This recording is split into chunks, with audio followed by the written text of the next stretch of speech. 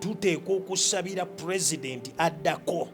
Tetwagala pulezidenti atwekakatikako ng'akozesa mundu ate on the other side nga yeefuula nti Katonda yamuleese. Tosobola kubeera oli mu myaka 4 naye nga campaigns zirimu okutta abantu. Bwe tuba nga tuli mu myaka 4 tutegeraganye ng'okyayinza kukozesa mundu na tear gas okubeera pulezidenti. Nze siri mu eyo gurupu, sijja kuwagira. Ate Katonda kyaŋŋamba kyenja okukola. Kyovudde olaba nsabye Katonda nga bwe yampa endagaano nti anakwatako nja muzikiriza, bwe ntyo bwe nsabye Katonda nti endagaano eyo ebeera extended eyingizibwemu Kyagulanyi. Nga bw'olaba akakiiko ako k'oyogeddeko Electoral Commission kagezaako okuyambako okuteeka abantu abakyamu mu bifo. Kakati olunaamala bagenda gama obukulembeze buva eri Katonda. Tweyanziza nnyo, tweyanzeege. Geoffrey Mayanja ge mannya gange, bwe bali kutulaba yonna gy'osinzira okutulaba. Ndi wano ne Musumba Geoffrey Mugerwa gwe ndi naye olunaku olwaleero. Yankyazizzaako wano era ng'ensonga enkulu eyatuleese oba etuleese wano nsonga ya Essaala. Yaŋŋambye nti Geoffrey neetaaga okubaako ne okusaba okw'enjawulo oba Essaala ey'enjawulo ey'okuweereza Robert Kyagulanyi Ssentamu n'eggwanga okutwaliza awamu. Ssebo Musumba, nsanyusa okunkyaza. Bulijjo ngamba nsanyusa okukulaba ne leero nsanyusa okunkyaza. Mukama waffe mulungi. Mukama waffe mulungi. Omanyi ekintu kino njagadde weebale kwogera ku kigambo ekyo okirambulula obulungi. Katonda yaŋŋamba nti alina ekigambo ekirala kye yaŋŋamba kye ndowooza nti si kyakuntimbaawo. Ekyo kankyekusize naye naŋŋamba nti oteekwa okusabira omusajja oyo so that awangula that giant Museveni. N'olwekyo olwaleero nayagadde ekintu ekyo nti nsobola okuba mbadde nkikola mu kasirise naye kijjayo mu bunene bwakyo okireeta nti bannange bwe tuzaalibwa. Omanyi Katonda abantu abamu basobola okukirwanyisa naye Katonda bw'agamba nti mmwe mwenna abaazaalibwa okuva mu 8 paka 2022 tutegeraganye egyo giba emyaka meka? Emyaka 40. Now Katonda aba akutuma eri age bracket eyo ate nga mu age bracket eyo mwengwa. Kati Katonda bw'abeera specific gwe bw'oba okubaganya ebirowoozo byo, kubaganya ebirowoozo knowing nti oli kyayogerako naye akimanyi.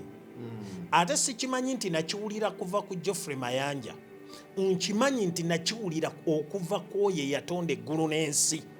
Awo we wali enjawulo. Gw'okubaganya ebirowoozo ku ekyo kye njogedde naye towuliranga kuva eri Katonda. Kati nze Katonda kyayogedde nange sikikubaganyaako birowoozo. Tontwala mu discussions.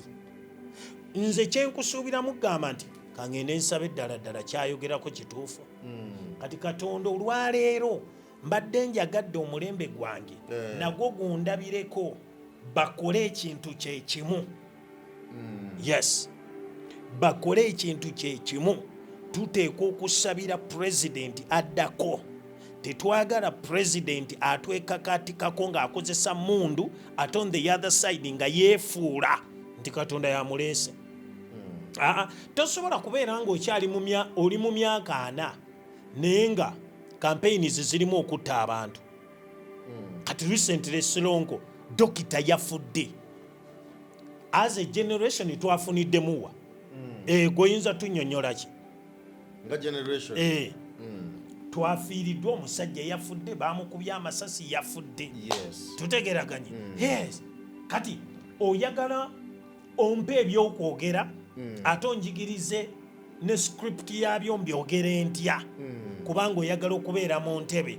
Bwe tuba nga tuli mu myaka 4 tutegeraganye ng'okyayinza kukozesa mundu na tear gas okubeera president. nze sirimu eyo gurupu sijja kuwagira ate Katonda kyaŋŋamba kyenja okukola kyovudde olaba nsabye Katonda nga bwe yampa endagaano nti anakwatako nja muzikiriza bwe ntyo bwe nsabye Katonda nti endagaano eyo ebeere extended eyingizibwemu Kyagulanyi akuumibwe Katonda yennyini ankuuma yaba amukuuma amusemberera yenna ne bw'onooba oyagala mulyamu lukwe ng'okola naye nsabye Katonda ofe ne mukazi wo n'abaana bo. Tetugenda kubeera mu mulembe nga tugenda tufiirwa abantu abandi tugasizza. Yes, nakulaga okuva ku Solomoni nenkulaga nti Katonda bwe yabuuza Sulemaani oyagala nkukole ki nkukolere ki. Sulemaani yamusaba magezi kukulembera abantu baani bakatonda. Naawo kati Katonda bw'aba awadde Kyagulanyi amagezi tagamuwadde nga ye ne mukyala we oba ye Babi n'abaana babwe amuwadde amagezi agamulimu gatugase as a nation, as a generation. Kati omuntu yenna alwanyisa Kyagulanyi weerazi n'amusalira gwa kufa nti bamukube bamutte ateekwa kukolimirwa y'abaafa. Yes, era nnyongera okukubiriza abantu bonna bannayuganda from northern Uganda, Maserengeta, Buvanjuba, Bugwanjuba, temwebaka, temukkiriza, temuggwamu maanyi, temuggwamu ssuubi. Katonda agenda kutukulembera, tugenda kuyitawo, tugenda kusobola, tugenda kuwangula.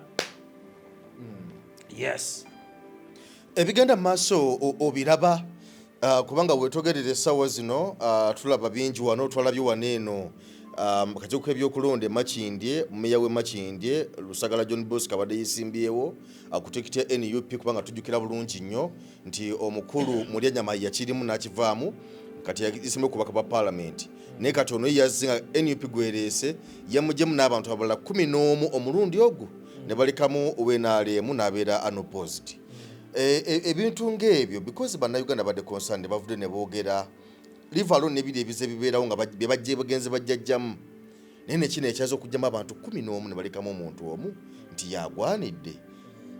Ebintu bino biraga ki mu kiseera kino? Nze ndowooza nnyinza okyogerako nti wandikiise nti kya buswavu.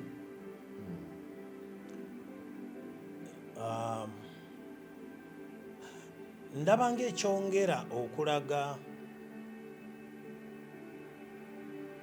abantu abatatya Katonda. Abantu omuntu omanyi Bayibuli etugamba nti omuntu omubi bw'atwala obukulembeze oba bw'atwala mu buyinza oba bw'atuula mu bukulembeze, Bayibuli yekugamba ensi oba abantu bakaaba. Ebimu ku bibonero by'abantu okubanga bakaaba byebyo nti buli ekisalibwawo kiba kibanyigiriza. Kyekimu kyolaba ekiri mu paalamenti oba ekibadde mu paalamenti emabega wonna nti bateeka ebiteeso oba n'okusalawo naye nga bye bateeseteese tebirina ebituyambiranga abantu wabula byongera kuleeta babbi nabakumpanya mu sisitemu beekweke mu mateeka ge beekoledde baluutinge babbe bate. Kati olwaleero kye baliko nga bw'olaba akakiiko ako k'oyogeddeko Electoral Commission kagezaako okuyambako okuteeka abantu abakyamu mu bifo. Kakati olunaamala bagenda gama obukulembeze buva eri Katonda. Kyekigambo ekinene bwe batyo bwe beekweka mu Bayibuli wano. Obukulembeze buva eri Katonda naye nga ate omukulembeze engeri gyazze mu buyinza ndala nnyo si ya bwa Katonda. Si ya bwa Katonda. Ebyo baba balimba. Kyovudde olaba nti ndi muntu ataagala kwerinaanya mbayita bannabyabufuzi. Kyovudde olaba nagezaako nnyo kirambika mu maaso eri oba emabega eri ne mbagamba nti nze siri munnabyabufuzi. Ekyokubiri siwagira NUP. Sina gwe mpagira naye Katonda omuntu gwaŋŋambye ne bw'onojja naki ndi mumativu 100 nti after mwami Museveni Kyagulanyi yaddako ekyo kyo ndi mumativu. Why? Katonda yaŋŋamba omulundi ogutali gumu egitali ebiri. Naye bagezaako kakati tunuulira amateeka agayita mu palamenti gatunuulire nti omuntu bw'aba takozeseza ttaka lye bulungi balimuggyako. Kati eryo linnyambirawo just liyambako mubbi. Tutegeraganye lwaki gwe as a government togenda n'oyigiriza omuntu oyo okukozesa ettaka lye kubanga buvunaanyizibwa bwo. Yes, okitegedde. Kakati essaawa eno baabo bakugambye nti abo babagjeemu kati gwe balesemu yayina ebisaanyizo mbu bazanya politics wabula tebatuwa leadership. Bazanya politics tebakuwa leadership. Yes. So n'olwekyo njagadde okukowoola bannayuganda mwenna temuggwamu maanyi. Njagala okuyita abantu wano bammanga. Mwe abasawo mulinda ki? Lwaki mwetuulako? Abasawo lwaki mwetuulako? Abasomesa lwaki mwetuulako? Abali mu institutions zonna Katonda yabawa amagezi n'abasomesa oba n'awa bazadde bammwe ssente ne babasomesa okukakasa nti mujja mu mulembe guno mu biseera byammwe bino ffenna twegasse ffenna. Olwaleero nze sirina magezi gakwatagana ku ddagala weewaawe amagezi agakwatagana ku by'ekisawo, naye buli bw'ogenda mu ddwaliro omusawo oli n'akujjanjaba Katonda yaba akujjanjabye okuyita mu musawo oyo. N'olwekyo tekikola oba tekiraga magezi gw'omusawo okutuula awo n'olindirira musaala gwokka. Tuteeka okuteekawo embeera nga ffenna tweyamba ng'omulembe, tuzimbe omulembe gwaffe nti we tuviirawo tugukwasa abaana baffe naye nga nabo balaba kye basikira nga kya muwendo. Yes, naye tesobola kubeera bubeezi mu nsi. Katonda n'akulonda nga gwe chairman w'electoral commission. Katonda n'akulonda nga gwe speaker wa parliament. Naye during your time ng'akulembera ekitongole ekyo ebikolobero ne bikolebwa n'omaliriza ng'ogamba nti Katonda yakuwadde obusobozi ebyo. Baba balimba beekweka mu mateeka ag'ekirabbayi. Abo abasajja n'abakazi abo tebatya Katonda mu bino byonna because butulaba nti newankubadde Kyagulanyi ye Essaala ogenda kugimuwa ye nga ye kubanga kwosimbye essira naye atalina bano abakulembeze bwe abalala bayenda osinze bifo ebyenjawulo. Kati nga bwe nkunyonnyodde nti mu kiseera kino omeya w'e Makindye n'abalala babadde beesimbyewo nabo bonna babagjeemu musigaddemu balesemu omuntu omu wa NRM ate nga n'abalala bazze bagibwamu okusinziira ku mbeera nga bwerabise. Bano bo omusaala tobataddeemu kubanga boba bukulembeze wadde nti ye waali ng'omukulembeze w'oku ntikko naye ate alina bajja okukulembera nabo abatataganyizibwa mu kaseera kano. Abakulembeze bonna Katonda bw'aba amuyise nga Katonda bw'ayita abaana be. Mwana wange Bayibuli etugamba nti Katonda ne bw'ayita abaana be ne Sitaani akola ki? Agiramu. Kakati mwami Kyagulanyi ne bw'aba alonze bakulembeze be oba bagenda okukulembera nabo mulimu asobola okuwaguza n'ayingira naye ng'akiikirira Sitaani. Kitegedde? Kati bw'otunuulira nga leader of opposition eyaliko Mwami Mpuuga ne bannange omuntu okutegeera si kusoma. Abo abasajja beeswaza naye nga bw'omanye omwana w'omusota yenna togutwalanga n'ogulunda nolowooza mbukagenda kufuuka omuntu ategeera waapi gusigala musota. Abasajja abo nze we nalabira ne ŋŋamba nti ddala bano baana ba sitaani bennyini. Omanyi oluusi nkozesa ddala ebigambo ebigumu. Abo be bantu nze besinza wadde okwesembereza, wadde omukwata mu ngalo, wadde okwekubya naye ekifaananyi. Kyovudde olaba nze njagala nnyo Katonda. Katonda ye Katonda. Gwe kyoyaayaanira okgenda okirinaane ng'okiraba mu kitiibwa. Ye Katonda atunuulira omutima ogukirimu.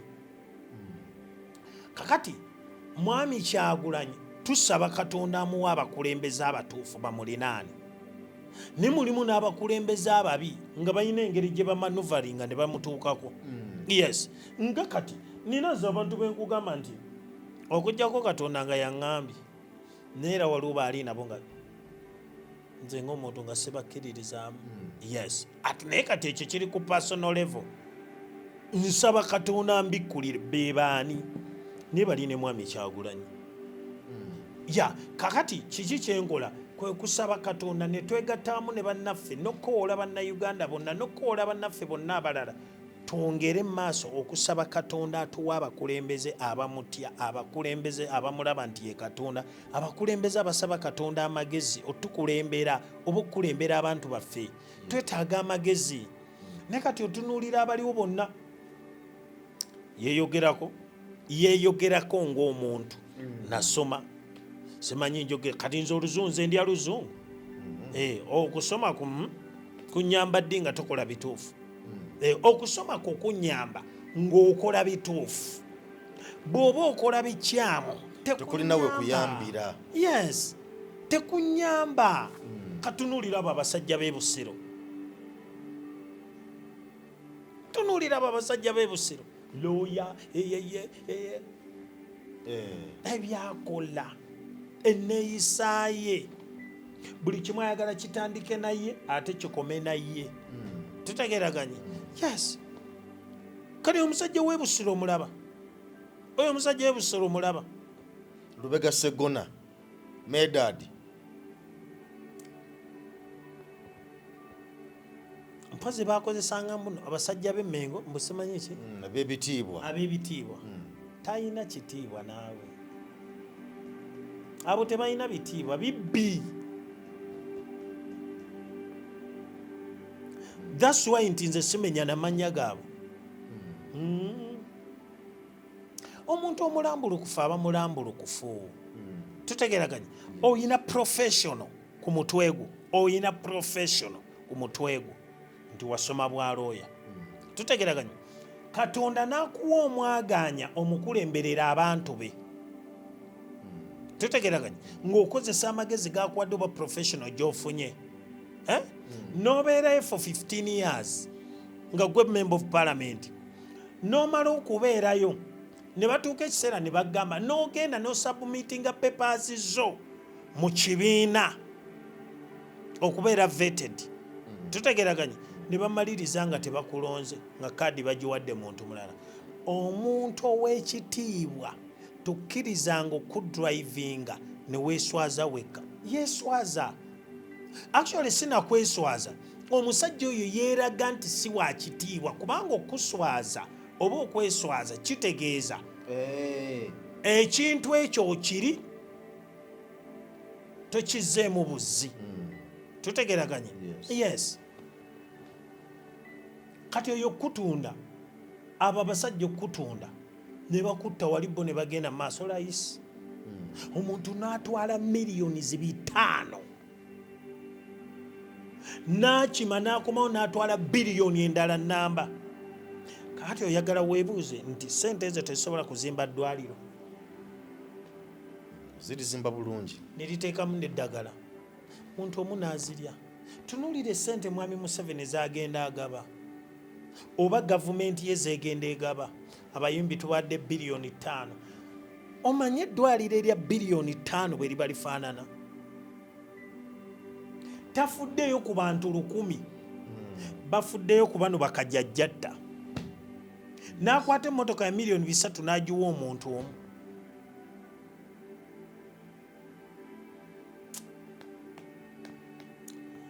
naye basajja mmwe Katonda ono abayambe n'ate takyayinza bayamba wabula mugenda kusasulira buli bikolobero byonna bye mukoze oba abaana bammwe bajja bisasulira ne bazzukulu bammwe bajja bisasulira kubanga ebikolwa byammwe bireetedde abantu ba Katonda okukaaba. Oli nagamba nze nsomedde awo Kodi Kampala Secondary School nga bwe tuba ne bye twetaaga tukkirira mu Owino. Owino oyo kambaweeyo ekyokulabirako Katonda nze kye yansomesa. Owino oyo mulaba ffe we twasomera mu 2000 ng'Owino abantu bakozesa kapito wa mitwalo ngaago asatu ku mitwalo 2 naye nga basobola okufuna miliyoni 10 buliddi omwezi kutukibalire ku mwezi akozesa miliyoni oba emitwalo 3 n'afuna miliyoni 10 omwezi. Now bw'ojjawo Owino eyali afuna miliyoni 10 ng'amagoba tutegeraganye kati akozesa miliyoni 10 mu kapito naye ng'anoonya amagoba ga mitwalo ameka? Ga mitwalo 3.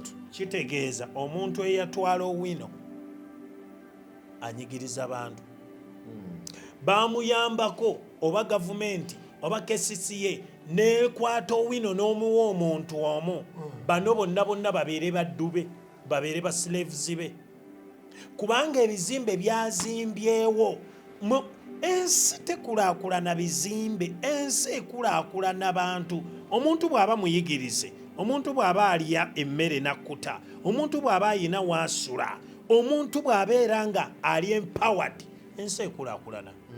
Ffenna tetwetaaga kwetuma mu Kampala omuntu alidde emmere n'asomesebwa n'ayigirizibwa n'amanya ekyokukola n'akuzibwa bulungi ne yeebaka bulungi asobola okuva ano n'agenda e Buwama n'azimbayo ekibuga.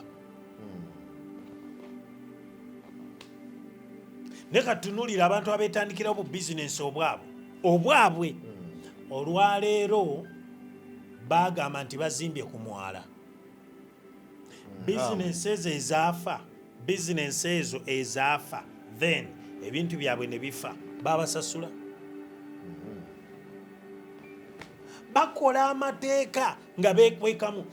Bw'oba oyagala okukulembera omuntu ku nsi kuno mukulemberere mu Bayibuli tokola mateeka gakontana na Katonda ate ng'ogakolera abantu.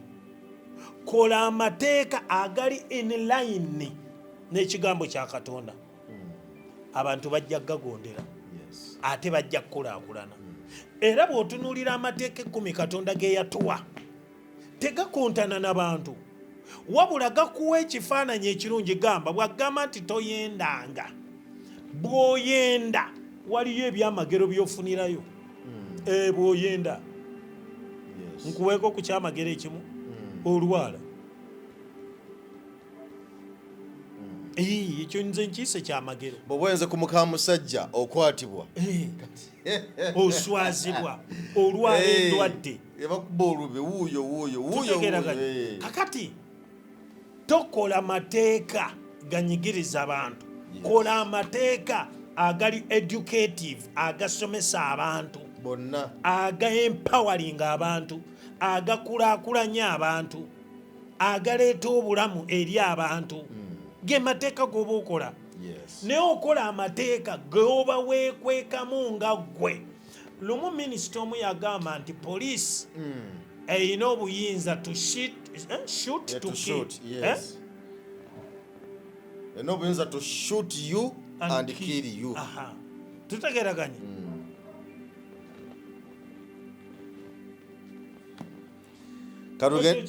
Katugende mu ssaala. Tutegeraganye. Sebo. N'olwekyo nsabye Katonda. Ebigambo tekateko genda mu ssaala. Nsabye Katonda yaŋŋamba sabira Robert Kyagulanyi Ssentamu asobole okuwangula that giant Museveni. Nsabye Katonda essaala eno nga ngisindika eri eggwanga gitambuze mu Asia wonna wonna essaala eno etuukewo, mu Europe etuukewo, mu Dubai mu Bawalabu wonna etuukeyo, Uganda yonna etuukewo, buli muntu yenna okozese Essaala eyo kiripu eyo gyenkoze ya ddakiika nga 29 ku 3 etuuke buli nyumba yonna buli netiwaaka yonna ku MTN ebeerewo, ku UTL ebeerewo, ku Airtel nawe etuukewo, buli muntu yenna ng'otya Katonda.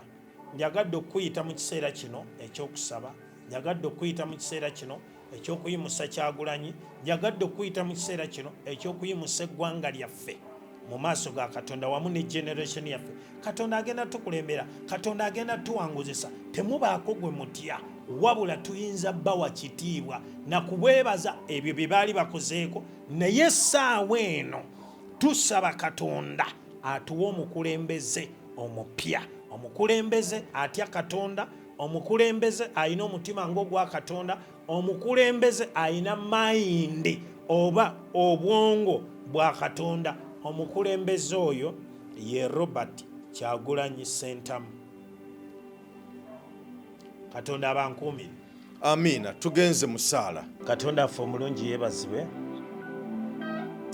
Olunaku lwa leero lwa njawulomu mu nnaku endala zonna z'obadde ondabira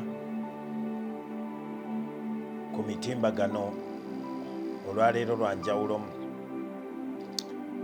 Ntudde mu kifo Katonda we yaŋŋambira era we tukoledde vidiyo eno, we yaŋŋambira okwogera eri generation yange, abo bonna abaazaalibwa okuva mu 8 okudda eno. Nzize okukola oba okutuukiriza ekiragiro Katonda kye yaŋŋamba. Katonda yaŋŋamba nti sabira Robert Kyagulanyi Ssentamu asobole okuwangula that giant. Kino ekisumuluzo kigenda kuba kiralamu kuba bulijjo kibadde tekikozesebwanga. Era essaawa eno nga nteekamu ekisumuluzo kino, Katonda agenda kukola okuva leero. Ensi byebadde tesuubira nti Katonda abikola, agenda kubikola. Katonda yaŋŋamba nti sabira Robert Kyagulanyi Ssentamu asobole okuwangula that giant. Njagala okukoowoola mwenna abaazaalibwa okuva mu 8 nti mulabire ku ekyo kye nkoze, mukyetikke, mwetabe mu kusaba okwo. Katonda agenda tuwanguza. Okuyita mu kusaba, Katonda agenda kulaga abaami abasajja abo n'abakyala abo nti Katonda asobola okuleeta obulokozi eri abantu, oba Katonda asobola okutuuza mu ntebe, oba Katonda asobola okuwa leadership nga tokozesezza lyanyi, tokozesezza mundu, tokozesezza teargas, weewaawo okusiba abantu, weewaawo okutta abantu. Naye okuyita mu kisumuluzo kino, Katonda agenda tukolera ebikulu n'ebyamaanyi. Katonda ffe twagala okusinza, twagala okwebaza olw'ebikulu n'ebyamaanyi byezze ng'okola mu mulembe guno. Mukama otubeezezzaawo, watutonda n'otutondera mu kifaananyi ekyo. Naye Katonda waffe tukomyewo mu maaso go ng'omulembe guno. Kino kye kiseera ky'otuwadde okubeera abalamu. Kino kye kiseera ky'otuwadde okwogerako nti gwe asinga era gwe w'amaanyi.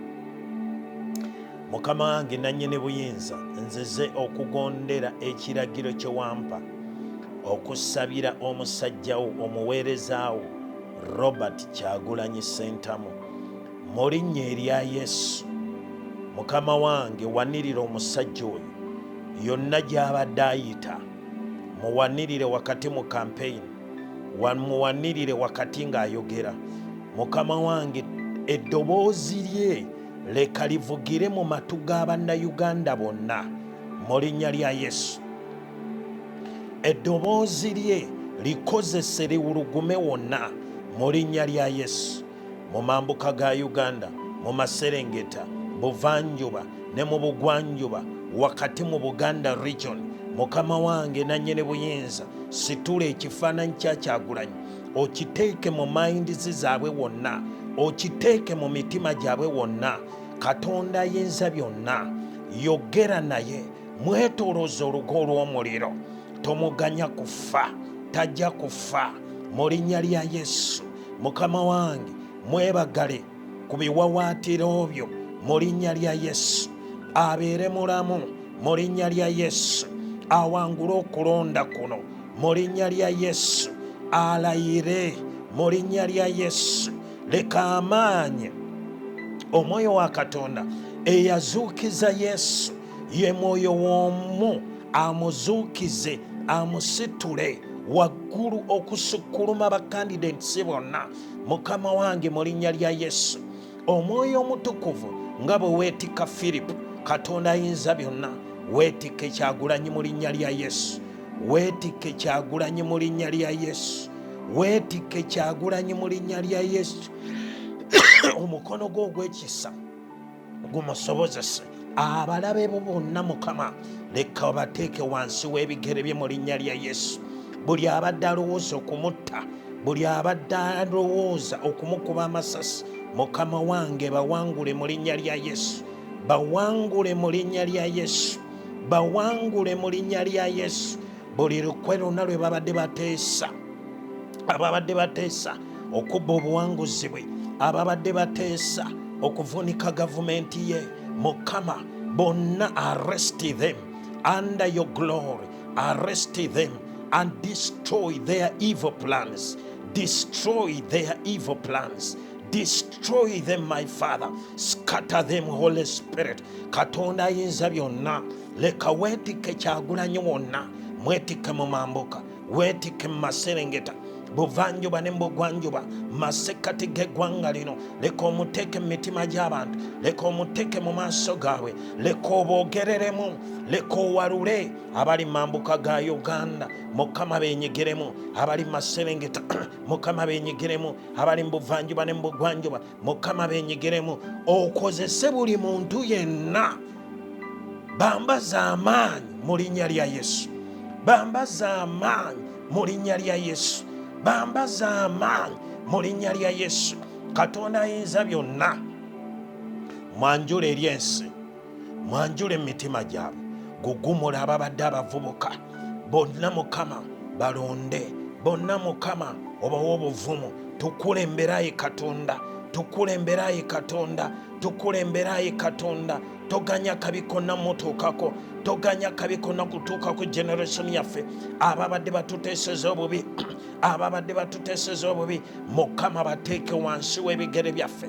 Tobaganya kusituka, tobaganya kusituka, tobaganya kusituka.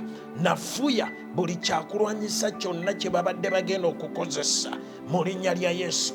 Confuse them. Katonda ayinza bonna, basitulire abalabe mu mayumba gaabwe, mu maka gaabwe, mu baana baabwe, okuteesa kwonna kwe babadde balina eri obulamu bwaffe, eri amaka gaffe, eri Kyagulanyi ne mukyala we n'abaana be. Katonda ayinza byonna, okole okusukkuluma okutegeera kwaffe, okole okusukkuluma okusaba kwaffe. Nangirira Psalms 18 mu linnya lya Yesu, mu linnya lya Yesu, mu linnya lya Yesu, mu linnya lya Yesu. Nangirira Psalms 35 mu linnya lya Yesu.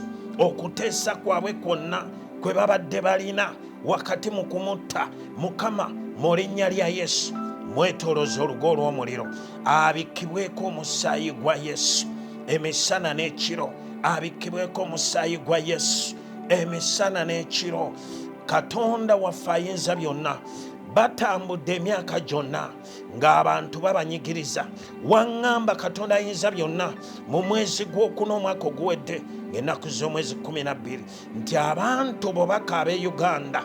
Katonda ayinza byonna, nzize mu maaso go ng'omuweerezaawo, nkwegayirira Mukama, omusaayi gwonna oguzze nga guyiika mu ggwanga lya Uganda, ababadde bawa ebiragiro, ababadde bawa command, ababadde bawa instructions, Mukama nga batta abantu, ng'omusaayi guyiika mu ggwanga lino. Mukama, let judgment come to them. Okuva leero mu linnya lya Yesu, judge them, O God, bajudging mu linnya lya Yesu, n'abaana baabwe ne bazzukulu baabwe. Katonda ayinza byonna, bajje mu maaso gaffe mu linnya lya Yesu, basiguukululo bajje mu maaso gaffe mu linnya lya Yesu. Otusobozesa okuyitawo, otusobozesa okugenda mu maaso, otusobozesa okuwangula omulembe guno. Mukama, nangiridde mu linnya lya Yesu. Kyagulanyi ojja kuwangula mu linnya lya Yesu. Ojja kubeera pulezidenti w'eggwanga lino mu linnya lya Yesu. Teri yajja kuvunika gavumenti yo mu linnya lya Yesu. Teri yajja kukutta mu linnya lya Yesu. Yesu yajja tubeere n'obulamu ate tubeere nabwo mu bungi ddala. Ye Yesu y'omu gwe nangiridde mu maaso go. Ye Yesu y'omu gwe nangiridde ku bulamu bwo. Ojja kubeera mulamu mu linnya lya Yesu. Era buli asasini yenna abadde atumiddwa okukutta, okutta, okuwamba, abo bonna omukono gwa Katonda ogw'amaanyi, eggye lya Katonda ery'amaanyi linaabawamba ne bazikirizibwa mu linnya lya Yesu. N'abo abatumye ekigambo kyabwe okuggyawo obulamu bwo, okuggyawo obulamu bwaffe, Mukama waŋŋamba mu linnya lya Yesu nti oyo yenna anankwatako, Katonda w'amaanyi ojja kumujjulula, ojja muzikiriza. Katonda ayinza byonna, nga bwe mpanisa omukono gwange mu maaso go, endagaano eyo, that covenant about my life, Mukama wange mpanika omukono gwange eri Kyagulanyi, endagaano eyo agiyingiremu. Buli amukwatako, Katonda w'amaanyi muzikirize mu linnya lya Yesu. Bazikirize mu linnya lya Yesu. Bazikirize mu linnya lya Yesu. Bazikirize mu linnya lya Yesu. Ateekwa okulayirira ekkololo mu linnya lya Yesu. Ateekwa okulayirira ekkololo mu linnya lya Yesu. Tuteekwa okusomoka okugenda mu nsi empya nga Kyagulanyi ye pulezidenti. Katonda wange, okuteesa kwange kutono, naye nzikiriza nti okikoze, era kinywezebwa mu musaayi gwa Yesu. Kinywezebwa mu musaayi gwa Yesu. Abikkibwako omusaayi gwa Yesu, mukoowolerako omusaayi gwa Yesu. Omwoyo wa Katonda amwebagale, omwoyo wa Katonda amuwe obulamu, omwoyo wa Katonda amukuume, omwoyo wa Katonda amutangire buli kabenje konna mu linnya lya Yesu. Mukama wange, mugolokoseza abantu abatuufu abanaakola wamu naye okuweereza ti gwe Katonda, omusobozese okutegeera nti gwe Katonda wekka atuuza abantu mu ntebe y'eggwanga lino ne babeera ba pulezidenti. Mukama wange, mutadde mikono gyo, ekisa kye eky'amaanyi, omwoyo wa Katonda omwebagale, omwoyo wa Katonda musobozese, omwoyo wa Katonda omuwa amagezi, omwoyo wa Katonda omukuume abeere mulamu. Taata, mu linnya lya Yesu nsimba zabbuli eno, Mukama.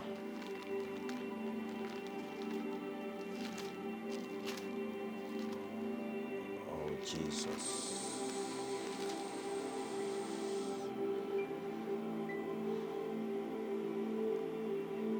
Plead my cause, O Lord, with them that strive with me. Fight against them that fight against us, or that fight against me. Take hold of a shield and a broker, and stand up for my help. Draw out also the spear, and stop the way against them that persecute me. Say unto my soul, I am your salvation. Let them be confounded and put to shame that seek after my soul. Let them be turned back and brought to confusion that devise my heart. Let them be as chaff before the wind, and let the angel of the Lord chase them. Let their way be dark and slippery, and let the angel of the Lord persecute them. For without cause have they hid for me their net in a pit, which without cause they have dug for my soul. Let destruction come upon him unaware, and let his net that he has hid catch himself. Into that very destruction let him fall. And my soul shall be joyful in the Lord. It shall rejoice in his salvation. All my bones shall say, Lord, who is like unto you, who delivers the poor from him that is too strong for him, the poor and the needy from him that plunders him. False witness did rise up. They laid to my charge things that I knew not. They rewarded me evil for good, to the sorrow of my soul. But as for me, when they were sick, my clothing was sackcloth. I humbled my soul with fasting, and my prayer returned into my own bosom. I behaved myself as though he had been my friend or brother. I bowed down heavily as one that mourns for his mother. But in my diversity they rejoiced and gathered themselves together. The attackers gathered themselves together against me. I knew it not. They did tear me. They ceased not with hypocritical mockers as feast. They garnished upon me with their teeth. Lord, how long will you look on? Rescue my soul from their destruction, my precious life from the lions. I will give you thanks in the great congregation. I will praise you among many people. Let not them that are my enemies wrongfully rejoice over me, neither let them wink with the eye that hate me without cause. For they speak not peace, but they devise deceitful matters against them that are quiet in the land. Yea, they opened their mouth wide against me, and said, our eye has seen it. This you have seen, O Lord. Keep not silent, O Lord. Be not far from me. Stir up yourself and awake to my defense, even unto my cause, my God, my Lord. Judge me, O Lord my God, according to your righteousness, and let them not rejoice over me. Let them not say in their heart, so would we have it. Let them not say, we have swallowed him up. Let them be ashamed and brought to confusion together that rejoice at my heart. Let them be clothed with shame and dishonor that magnify themselves against me. Let them shout for joy and be glad that favor my righteous cause. Let them say continually, let the Lord be magnified, who has pleasure in the prosperity of his servant. And my tongue shall speak of your righteousness and of your praise all the days. Katonda ayinza byonna, ekyawandiikibwa ekyo leka kirwanirire Kyagulanyi yonna gy'abeera. Ababi bonna ababadde bamwetoolodde, Mukama abasiguukulula bakasuke mu nnyanja ey'omuliro mu linnya lya Yesu.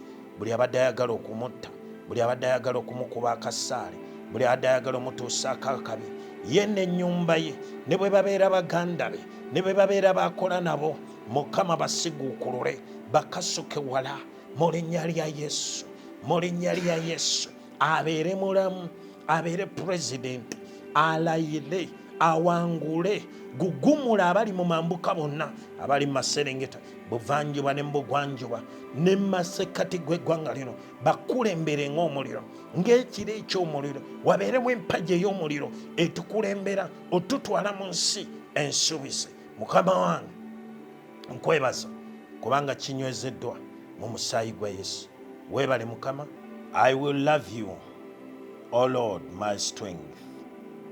The Lord is my rock. The Lord is the rock and my fortress and my deliverer and my God, my strength in whom I will trust, my shield and the horn of my salvation, and my high tower. I will call upon the Lord, who is worthy to be praised. So shall I be saved from my enemies. The sorrows of death surrounded me, and the floods of ungodly men made me afraid. The sorrows of Sheol surrounded me. The snares of death confronted me. In my distress I called upon the Lord and cried unto my God. He heard my voice out of his temple, and my cry came before him, even into his ears. Then the earth shook and trembled. The foundations also of the hills moved and were shaken. Because he was hungry, there went up a smoke out of his nostrils, and fire out of his mouth. Devoured coals were kindled by it. He bowed the heavens also, and came down, and darkness was under his feet. And he rode upon the cherub, and did fly. He did fly upon the wings of the wind. He made darkness his secret place. His round about him were dark waters and thick clouds of the skies. At the brightness that was before him, his thick crowds passed, with hailstones and coals of fire. The Lord also thundered in the heavens, and the highest gave his voice, hailstones and coals of fire. Yea, he sent out his arrows and scattered them, God. And he shot out lightnings and vanished them. Then the channels of the sea were seen, and the foundations of the world were uncovered at your rebuke, O Lord, at the blast of the breath of your nostrils. He sent from above. He took me. He drew me out of many waters. He delivered me from my strong enemies and from them who hated me, for they were too strong for me. They confronted me in the day of my calamity, but the Lord was my stay. He brought me forth also into a large place. He delivered me because he delighted in me. The Lord rewarded me according to my righteousness, according to the cleanness of my hands. He recompensed me. For I have kept the ways of the Lord, and have not wickedly departed from my God. For all his judgment were before me, and I did not put away his statutes from me. I was also upright before him, and I kept myself from my iniquity. Therefore has the Lord recompensed me according to my righteousness, according to the cleanness of my hands in his eyesight. With merciful you will show yourself merciful. With an upright man you will show yourself upright. With the pure you will show yourself pure. And with the device you will show yourself still. For you will save the humble people, but will bring down afterlocks. For you will light my lamp. The Lord my God will enlighten my darkness. For by you I have advanced against a troop, and by my God I have leaped over a wall. As for God, his way is perfect. The word of the Lord is proven. He is a shield to all those that trust in him. He is a shield to all those that trust in him. For who is God except the Lord? Who is a rock except our God? It is God that guides me with strength and makes my way perfect. He makes my feet like hinds' feet and sets me upon my high place. He teaches my hands to make war, so that a bow of bronze is bent by my arms. You have also given me the shield of your salvation, and your right hand has held me up, and your gentleness has made me great. You have enlarged my path under me, that my feet did not slip. I have pursued my enemies and overtaken them. Neither did I turn again until they were consumed. I have wounded them, that they were not able to rise. They are fallen under my feet, for you have guided me with strength unto the battle. You have subdued under me those that rise up against me. You have also given me the necks of my enemies, that I might destroy them that hate me. They cried, but there was none to save them, even unto the Lord. But he answered them not. Then did I beat them as fine as the dust before the wind. I did cast them out as the dirt in the streets. You have delivered me from the striving of the people, and you have made me the head of the nation.